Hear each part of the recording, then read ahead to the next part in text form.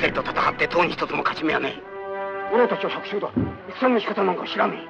侍やとだ。Welcome to Indie Films. Here we dive into films that challenge us to explore the deeper questions of life, existence, and the human experience. にも出世にもならん。侍を二人三人集めても癖にはつかん。Akira Kurosawa's Seven Samurai is often called the greatest action movie ever made. It's the blueprint for everything from the Magnificent Seven to Star Wars.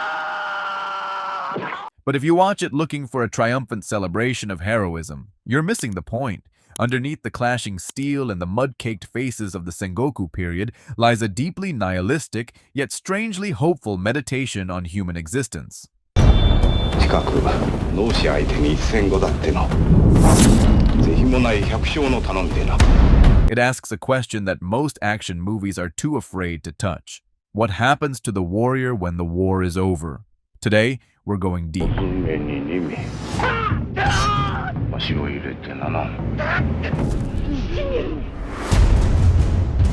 We're moving past the choreography to look at the existentialism, the Zen Buddhism, and the brutal class politics that make this 1954 masterpiece a timeless ghost story about the death of an era.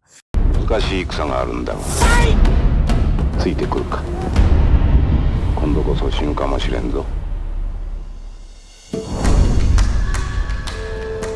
We start with Kambai. He doesn't look like a hero. When we first meet him, he is shaving his top knot, the ultimate symbol of samurai status, to pose as a monk and save a kidnapped child. Philosophically, this is our first clue. Kambai has moved beyond ego. He is a ronin, a masterless man in a world that no longer values his code. This is Jean-Paul Sartre's existentialism in action. In a world without a master or a god to give them purpose, these men must define their own essence through their choices. Why do they agree to protect a village for nothing but 3 meals of rice a day? It's not for glory. It's because in the face of the absurd, the chaos of civil war, the act of helping is the only thing that gives their existence weight. They aren't fighting for the farmers. They are fighting to prove they still exist.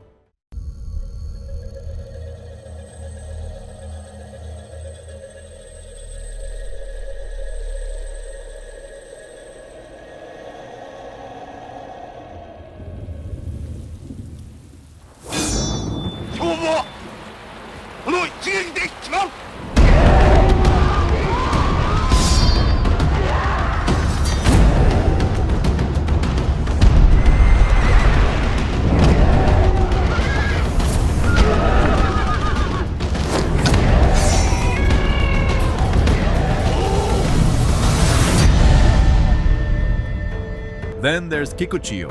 If Kanbei is the soul of the group, Kikuchiyo is the blood. He is the bridge between two worlds, the oppressed farmer and the oppressor samurai.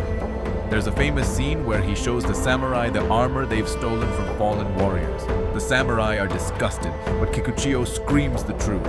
It's you, samurai, who made them this way. This is a perfect window into the master-slave dialect. The samurai look down on the farmers as cowards, yet they created the conditions for that cowardice. The farmers fear the samurai, yet they need them to survive. Kurosawa isn't painting a picture of good versus evil. He's showing a broken social contract where everyone is a victim of the system they were born into.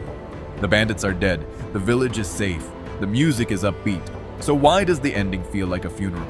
Kanbei's final line is one of the most haunting in cinema history. In the end, we lost this battle too. The victory belongs to those peasants, not to us. Philosophically, this is the tragedy of teleology, the study of ends and purposes. The samurai's purpose was to bring peace, but peace is the very thing that makes the samurai obsolete. The farmers represent the circle, the seasons, the planting, the renewal of life. The samurai represent the line, a straight path toward a destination that ends in a grave. The farmers sing because they have a future. The samurai stand still because they are relics. They saved the world, but in doing so, they ensured there was no place left for them in it. Seven Samurai reminds us that true altruism is a lonely road.